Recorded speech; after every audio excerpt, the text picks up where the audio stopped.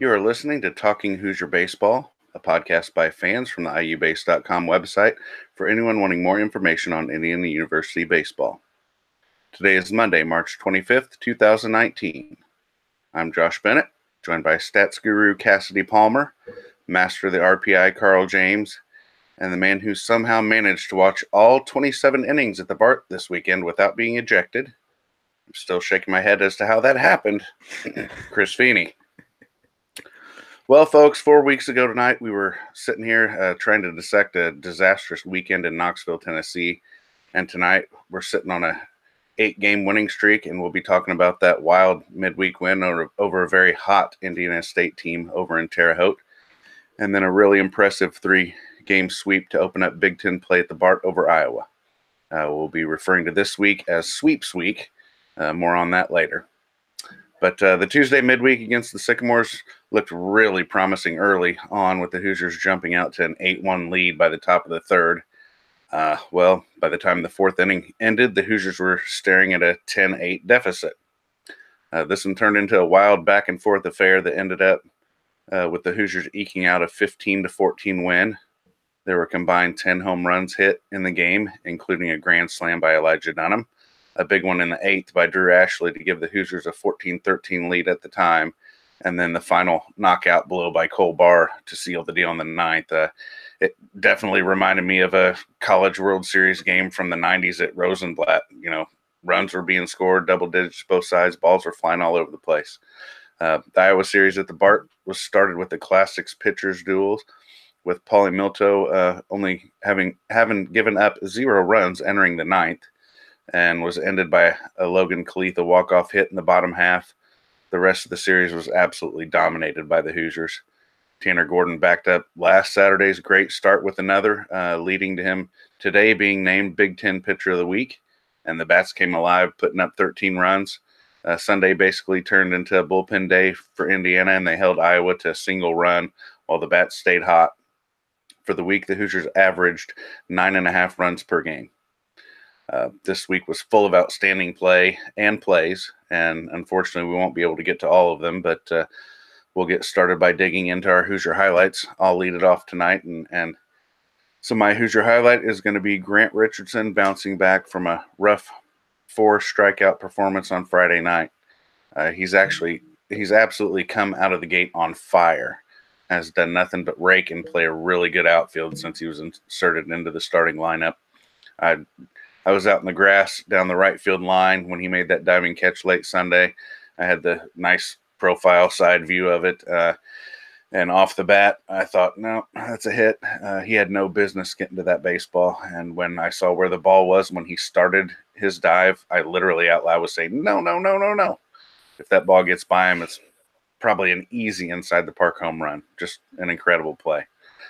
He had 4 RBI in the ISU game and then wore the golden sombrero on Friday night. To be honest, I'm thinking, okay, teams are starting to get enough info on him.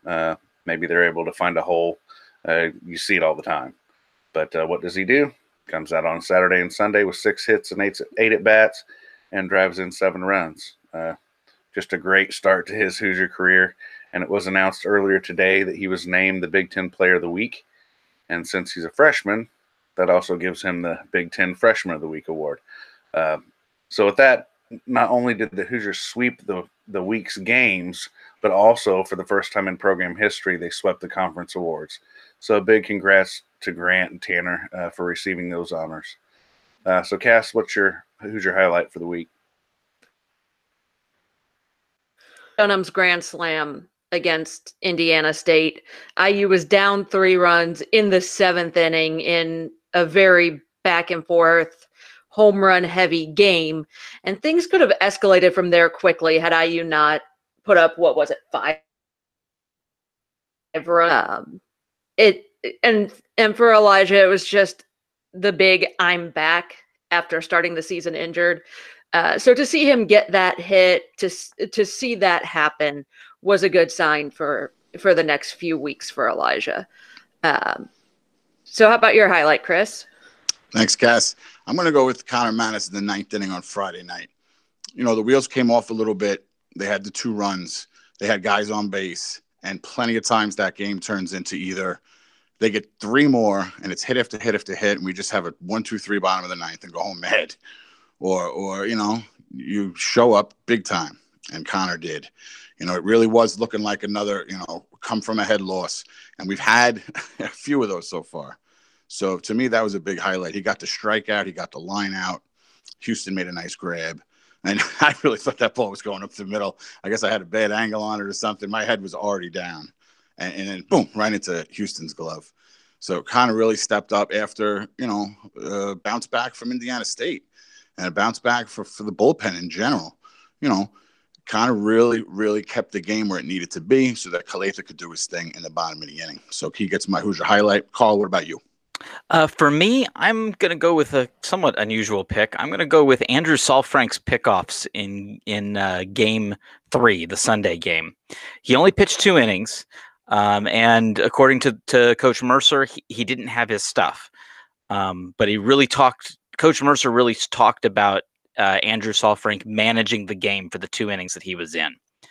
He didn't give up a run, so he got into some trouble. He had some great moves, got some guys to take off early, picked them off. So he managed the run game, but he also managed his pitches. He managed to keep throwing strikes. Yeah, he walked one guy, he hit a guy, but he stayed focused. He stayed in, he pitched, and he kept the game without a run.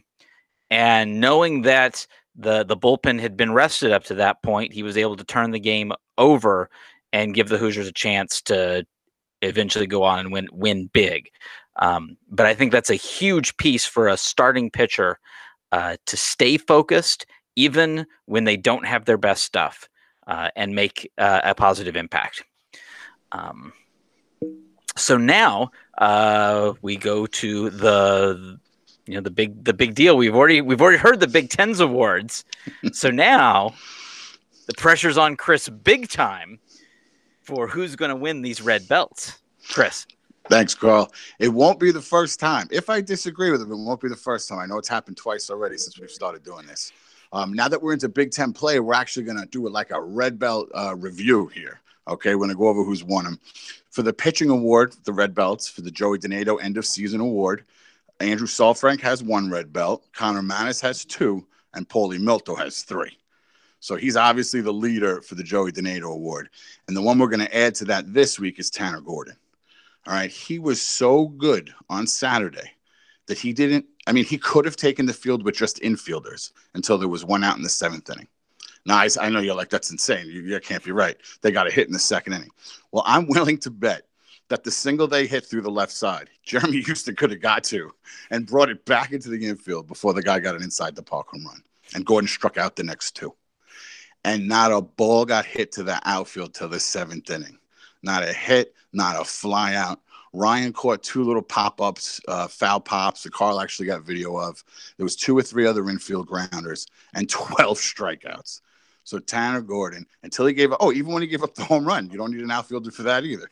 So until we got the out in the 7th inning, Tanner Gordon could have taken the field with just infielders. That's how good he was.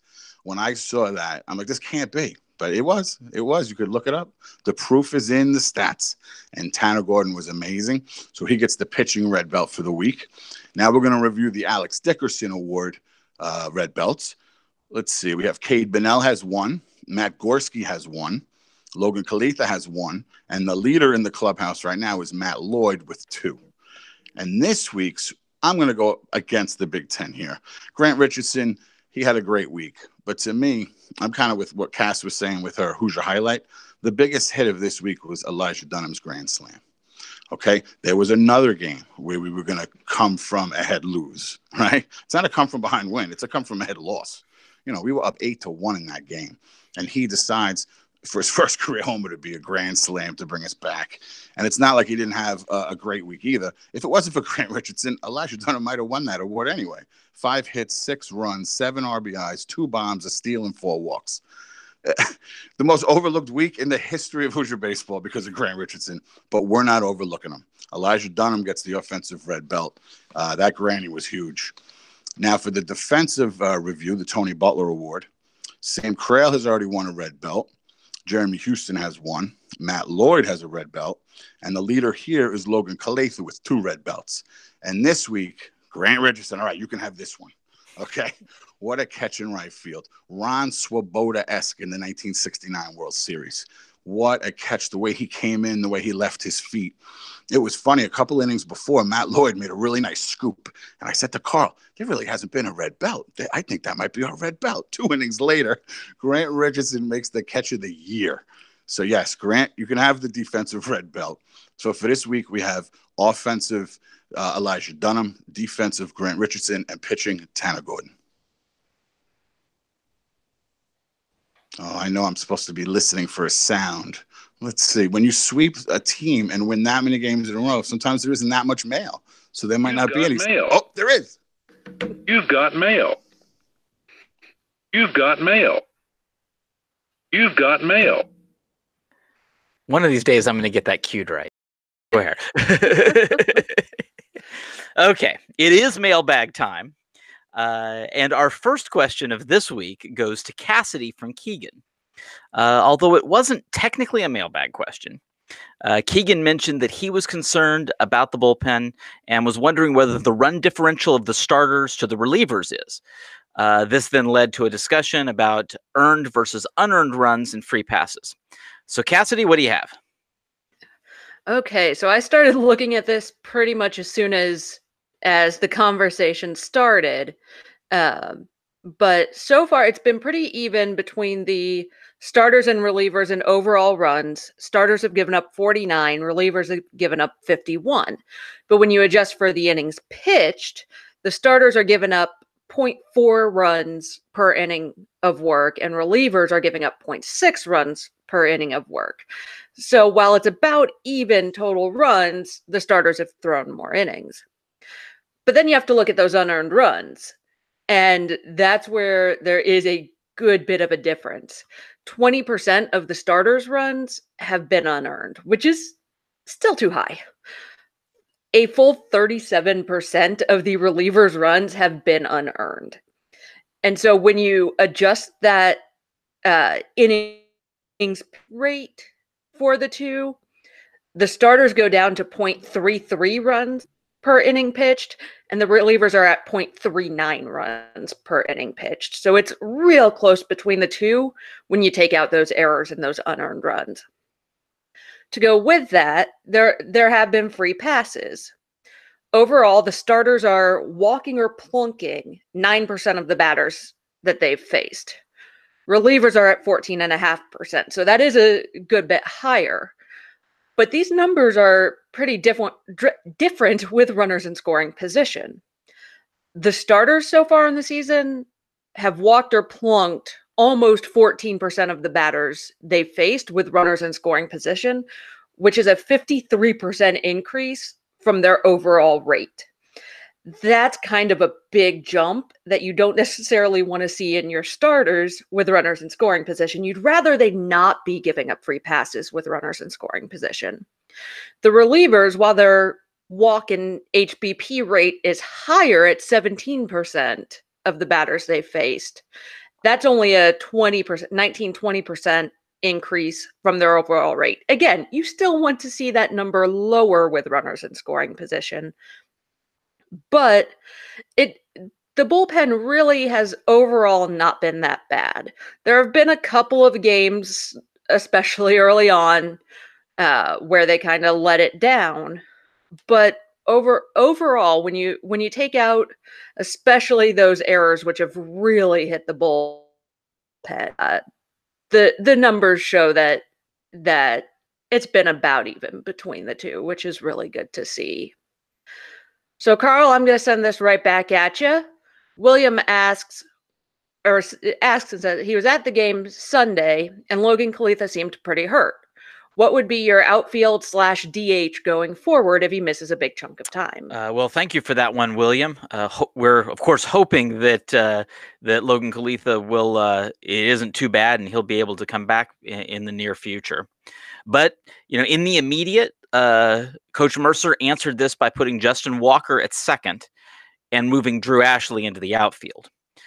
you can't discount how beneficial it is to have a guy like Drew Ashley who can play all over the field. And if you don't know this, he also catches. So maybe one of these days in a few years, we'll have one of those games where like he'll play one inning at every single position. I would love to see that. He could pitch too, Carl. He could pitch too. He can. Okay, he needs to do it. We need to have the Drew Ashley playing every position throughout the game. We need to see that happen. But this means that you can have infielders like Walker and Bennell and have them compete with an outfielder like Sam Crail for this extra job. So it gives that flexibility to be able to say, like the coach says, the guy who puts in the most work during the week, who shows and proves through practice and scrimmages that they have earned a spot, they get that. And it's not, okay, who's the better outfield? You got Drew Ashley. He can go either way. So that way you can bring in the next best guy up. You know what? I don't know who that is, but I'm going to trust Jeff Mercer to make that correct evaluation at this point, and make sure the next guy up has a chance to make a good, positive impact. Carl, can I add one thing, or Yeah. actually ask you one thing, because you're my advisor on all things double switches.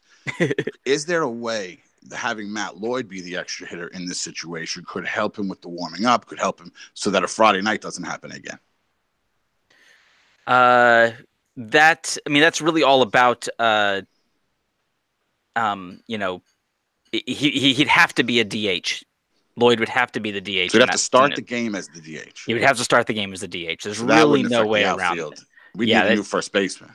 Right. And the point is, there are kind of weird ways around that, but it requires you replacing 2 or 3 guys at once, and that creates all kinds of other problems. Right. Because I just look at that. Maybe this is an opportunity to switch the DH to have Matty a couple of games there, and then you don't have the issue come the 9th inning and he can't get warm because he's got to take the field. Yeah.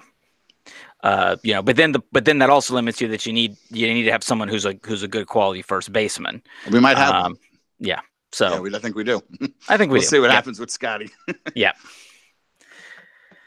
But again, as I said, I just don't know that you would compete. You can't have a guy like Crail then competing for the first base job. So that's why I think they seem to be leaning more towards the having Ashley be the guy who floats around and plugging in wherever he can. Bradley has turned into to only come in at the end of the game. He's like, to Pritchard, I don't understand what's going on here. But I mean, he can hit. He could play the field. But maybe that's something they can look at later if they really need the extra body. But I am definitely Drew Ashley going to the outfit is not an issue whatsoever. You're absolutely right. All right. Well, this question's for Josh. Aaron asks, how do you feel about the netting put up all the way to the first and third base lines around Bart Kaufman Field? There seems to be a larger discussion generated in baseball about safety and netting in general. How do you feel about the increased netting around baseball for safety purposes?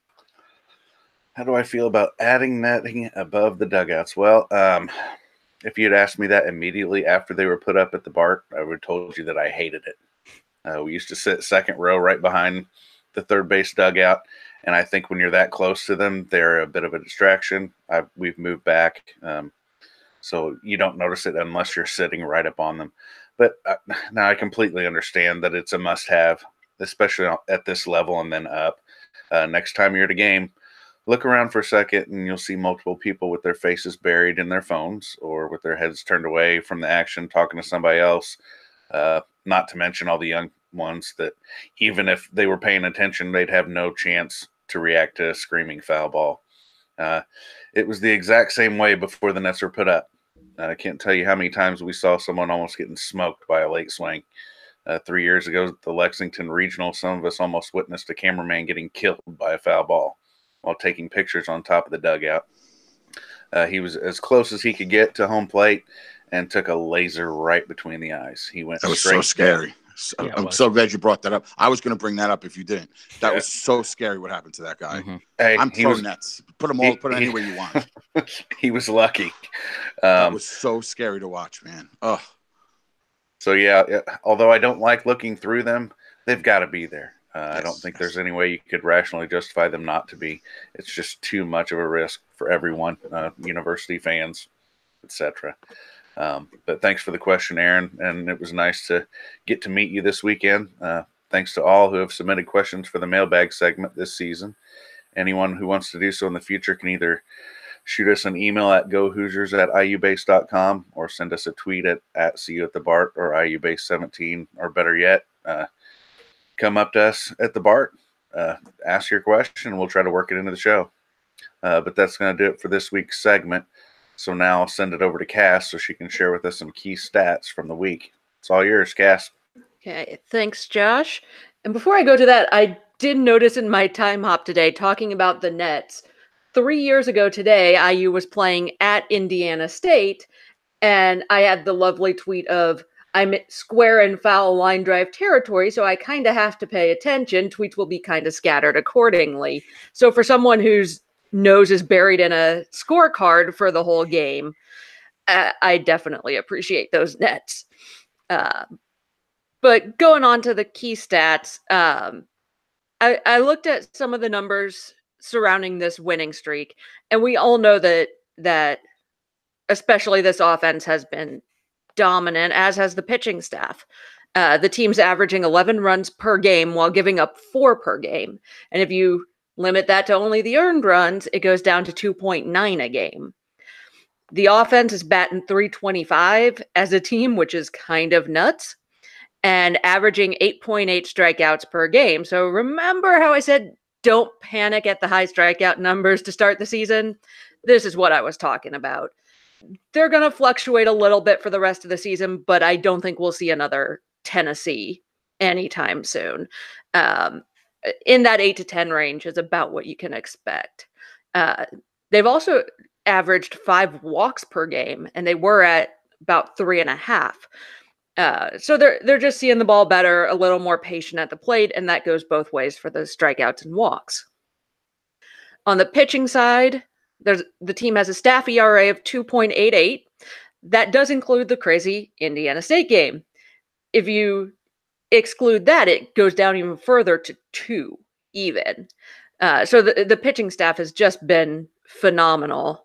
They're striking out. They're averaging 10.5 strikeouts per game. They were at just under 7. So they're picking up their strikeouts. They're also walking far fewer. They're walking about 1.5 a game, and they were above 4 per game coming into this winning streak. And going along with both of those, the strike percentage is up. They're throwing almost 65% of their pitches for strikes compared to just shy of 61%. So just all in all, the team is clicking better. Across the board, numbers are better. But there are still a couple of areas for concern, starting with those errors. They have worked it down to 1.3 per game, which is down from the 1.5 before the win streak started. But those 1.3 errors still account for more than 1 unearned run a game. And that's too high for this team. Yes, the pitching's been dominant. Yes, the batting's been dominant. But in the long run, against higher level opponents, against Illinois, against Michigan, against Minnesota, that ain't going to fly. Pitching with runners in scoring position, in addition to those free passes with runners in scoring position, is also a little bit of concern. During this streak, overall, opponents are batting .245 against IU, which is higher than the season opponent batting average at .227, but isn't too concerning, especially considering a good chunk of those hits have been the weak ground balls just outside of the infield. So that's not too concerning. But with runners in scoring position during the win streak, that actually goes up to .286, which, again, you want to see numbers with runners in scoring position for your pitchers go down, not up. Overall, on the season, it is also a little higher than the average, going from .227 overall to .233 with runners in scoring position. Over the next couple of weeks, those are kind of 2 of the big things I'd like to see improvement on as we're into Big Ten play. So, Carl, there are enough games across the college baseball world to start bringing RPI into focus a little bit. What does this tell us at this point? Before I get into that, I just have to, if I heard you right, Cassidy, you basically said that 30% of the team's ERA happened in one game that IU won. Yes. Okay. I just Yes. It was a weird game. Okay. All right. Okay, now I can get back to the RPI. Okay. It's funny, I just listened to a D1 baseball podcast on my way home today, and Aaron Fitt was talking about RPI and just saying that I don't pay attention to RPI at this part of the season. It's way too early. And I get what he's saying, and I agree with him, and specifically in the view that they are taking, which is when you're comparing teams from different regions and teams from different conferences that have very different strategies of how they schedule the early part of the season, it's very difficult to compare. So looking at a rank, you can say, yes, Indiana, which by the way is now number 22 in the RPI. Oh, that's great. The rank in the country doesn't say a lot to me, but what I do look at is the rank among Big Ten teams. Big Ten teams have the same basic strategy when it comes to scheduling the first part of the season. They have the same, most of them have the same weather difficulties. They tend to play a lot of road games. So all those things factor. So if you look at that, Illinois is pacing the conference, number 5 in the country, followed by Indiana at number 22, Nebraska at number 41, who just got into the win column, basically into the positive above 500 column. Minnesota, who still hasn't gotten above 500, is the 4th best at number 55, and then followed by the previously nationally ranked Michigan team at number 66. Then you dig into that a little deeper and you look into quadrant 1 wins, which in baseball simply means the top 50 in RPI. You have 3 of those from Indiana and Illinois, 2 from Minnesota, and 1 each from Nebraska and Michigan. Michigan's 1-4, and Nebraska's 1-5 among those best teams. Minnesota is a little bit of an aberration here because they are 2-10 among quadrant 1 teams, meaning they've played 12 quadrant 1 teams already this season, it's a brutal schedule that the Gophers played. And if you looked at any metric going into this past weekend, you would have thought Minnesota going into Penn State was a huge opportunity for Penn State to get a Big Ten series win. What happened? Well, the RPI said Minnesota was a much better team than Penn State. And what happened? Minnesota swept Penn State at Penn State. So that's my one little piece of evidence that the RPI can matter, particularly when you look at it at a very specific small sliver of things. And with those things, Illinois looks like the team to beat. But Indiana is right up there. So, a lot of that has to do, obviously, it looks a lot better when you're right in the middle of a win streak. And if things were to go sour for a week or two, it can suddenly look really, really bad. So I do caution that, yes, everything always looks rosy, during a win streak. But, things are trending in a very, very positive direction. You compare Indiana and Michigan's resumes right now, and Indiana's resume looks a lot better than Michigan's right now. Michigan does very good at beating, subpar programs and has really struggled against good competition. While Indiana's beat Washington, Indiana's beat Indiana State, who some publications have nationally ranked right now. So, there was that 3 games at Tennessee. Tennessee's a quality club. And as we know, and I think overall it's a positive thing that Indiana's wins have come in the later portion of this as opposed to the early portion of it, which is, again, I think is indicative more of the strength of the competition. When there was, there were some distinctions there. Well, as we head into the next week, the winnings, hopefully the winning streak can continue, but there are a few teams, or at least a couple teams, that want to have something else to say about that. So the Hoosiers have a very tough midweek contest and their first road series in the Big Ten Conference. Chris, what have you got for us? All right. Thanks, Cole. If everything looks rosy in a winning streak, let's look rosy in the next podcast. And I'd say, all right, let's do it. The midweek contest that we have is Kent State. They're 9-12. They're 4-9 so far on the road. They're 9-12, but they started out 0-5, and they play a real tough schedule. So take that into consideration, I think. This is a pretty good squad. They're undefeated in the midweek. They're 4-0. And then I said, all right, well, who's this midweek pitcher they have that's so good? And they've used 22 guys. So it's too hard to really figure that out. They have like starters going 1 inning, 2 innings. So that was a mess to try to put together. But, they made the tournament last year. Their head coach is an ex-Met, Jeff Duncan. He was on the short list, or at least allegedly on the short list for the opening position here at Indiana at one point.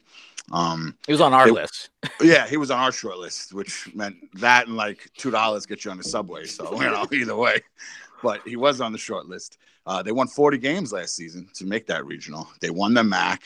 They're from the MAC, little MACtion going on at the BART on Wednesday. This was the first time they had made the regional, though. I had won the MAC in 5 years. So, Duncan's got him playing better, putting the system together. And it looked like he's a little bit into analytics as well. Maybe not as much as our brain trust, but it seemed like he had a little bit to do with it too. A big hitter for them is Pete Schuler. He's hitting .338. He's got 4 bombs, 6 doubles, and 17 RBIs. So we could definitely keep an eye out for that name. See what happens at the bar. Hopefully he doesn't come up with too many guys on. And we don't really even know who's pitching yet. Is it a Cam Beecham? Is it a Alex Franklin? We're not sure. So whoever's facing him, whether it's the beginning or the end of the game, let's keep an eye out for that Pete Schuler. Now, as far as alumni that might travel to Bloomington to check out the game, Steve Harvey and Drew Carey, believe it or not, are Kent State grads. So keep an eye out for them. They might come to Bloomington on a random Wednesday at 5 o'clock. Game's at 5, not 4, to check out the game at the BART. It's also Turn Black the Clock night. So our guy Luke is going to be on the keys playing the organ all night. And they're going to have the throwback uniforms. Dressing up to go to the game is optional from what I heard. You don't have to wear a suit or, dress up like the old days. You don't have to do that. But the players will have it. They'll have the throwback unis on, and Luke will be playing those keys. So that should be a fun time. It's always good when he's there. Last time he had to play for 14 innings, though, and it was really cold. Luckily, they had him in the box. Houston walked it off. I think we were already in the parking lot, but whoever was still in there then went home, which was nice. Houston won it. So after we beat Kent State, play Kent State on Wednesday, then we'll go to Maryland for 3. If you're new to Hoosier baseball fandom, maybe you're not familiar with the Maryland Terrapins, but there's a bit of a rivalry. They're a bit of a chirpy team. They're a bit of a loud team. They've come into the BART the last 2 times, and they've only won 1 game out of 6. So we've really given it to them pretty good. Didolo had a big bomb and a grand slam, which led to some histrionics, can we say, almost a brawl behind the plate. Then last year, some guy Murphy decides to throw at Feynman after Miller hits a bomb, and then they want to fight. Cooper had to break that up. So now it's over at their park, which is called the Bob Smith Stadium. So I guess we're going from the BART to the Bob. And, I'm sure they're going to be fired up for this series. Okay. They're coming off a 3-game sweep at the hands of Creighton. And that was at the Bob. That was in Maryland. It was actually supposed to be played in Omaha, but due to weather, they had to play it at Maryland. And Creighton went in there and won all 3, which knocked Maryland's record to 12-11. They're 4-6 at home, and they've lost 3 in a row, like I mentioned. But 6 of their losses are by 2 runs or less. So, you always say it's baseball, right? A couple runs either way, they could have 5 more wins. So keep that in mind also. Last year, they did not make the Big Ten tournament because a certain team swept them to finish the season, and they didn't even get to play. Oh, that was us. Yeah. They didn't even get to play in the Big Ten tournament, which was nice. Like I said, last year they got swept. They were winning in the 8th inning, right after we had played Lazy Mary for the first and only time. They were winning, I think it was about 4-2. Then Miller hit the bomb, and we outscored them 18-4 the rest of the weekend. which was beautiful. Anytime you can beat Maryland, it's a good day. At least that's what I say. I don't know what other people say, but that's what I say. Football, basketball, field hockey, just beat Maryland. That's what I always go with. As far as their starters, it looked like, they have their basic guys, Hunter Parsons, their Friday guy. Most of their ERAs are just under 3. So the starters are pretty good. They do have a pretty good closer, the guy Murphy. He's got 12 innings, okay? He's got 4 saves. He's got 21 Ks. He does have a pretty high ERA, which probably means one of them went real bad because his ERA is over 4. But all the rest of the outings seem pretty good. He does have 4 hit by pitches. So maybe he's still got a bit of that anger issue, or maybe it's just some wildness. I'm not sure. But it's going to be a highly contested series. I definitely think so. Is it something we should be able to go in there and win? Again, I should think that too. But to think this is just like a home series, it's not. There's going to be some emotions, and you don't want to let your emotions take over in something like that, because we have an opportunity to keep this thing rolling. We beat Kent State, and then we go in there and we take care of business at 6:30 Friday, 2 o'clock Saturday, and 1 o'clock Sunday. All right, I'm looking at it here. I see radio call for all 3. Some live stats, believe it or not. I don't know if Cass is going to be in charge of those, but somebody will. So we got Friday, like I said, Friday 6:30, Saturday 2 o'clock, and Sunday at 1. And hopefully we sweep them and take care of that. But really, to be able to win a third series against them in a row would be huge. We're already sitting in first place in the big. And we don't like these guys. They don't like these guys. It's a real thing. So let's take care of business and get back here. And you know what? It's not like we have an opportunity that we're going to fall down in the big. Sweep them. Let's go 6-0 to start off this big season. I'm a little fired up if you can't tell. Josh, you got any final thoughts? Yeah, thanks, Chris. I don't blame you. I think we all are. We've all witnessed it firsthand these last 2 series at our place, and I'm sure they're going to be looking for some payback because those were big time series, and emotions were high on all of them, man. I can't even just doing the preview. I'm getting angry about these games and how they went down. I got you, man. And who was involved? It involved Scatman, right? It involved Feynman. Like, these are guys we like and guys that we've been through with. Yep. And they're let's just sweep them. Yeah, agreed. Hey, looks like things are starting to come together, and absolutely at the right time for the team.